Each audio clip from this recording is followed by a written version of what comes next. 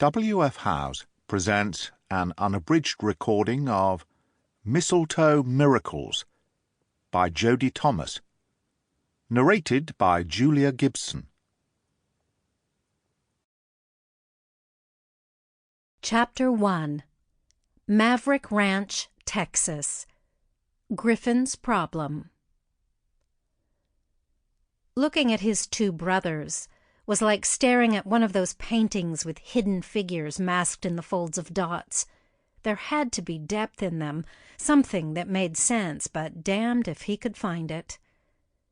Griffin Holloway considered his own faults.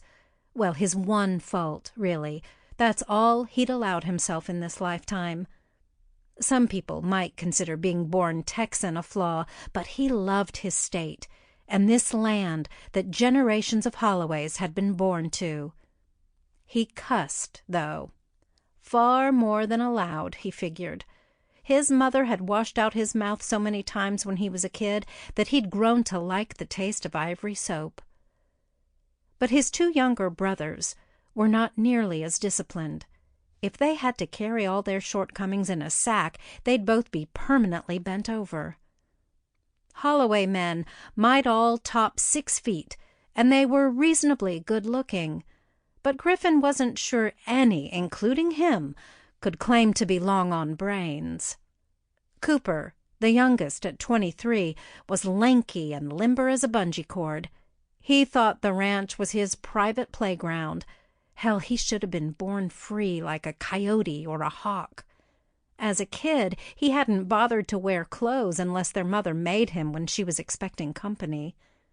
He was so wild, she swore if he'd been able to grow fur, she could have sold him to the circus.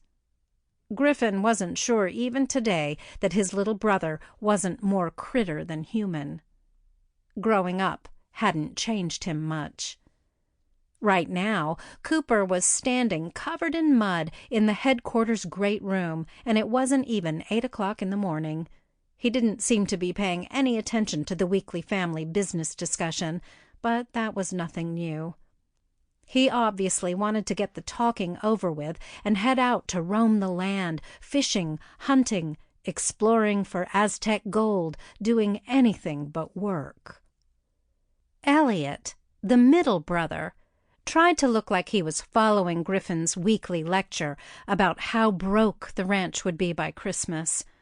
At least Elliot did his share of the work, and had since the day he'd come home from college to help run the place. But Elliot's heart... Sample complete. Ready to continue?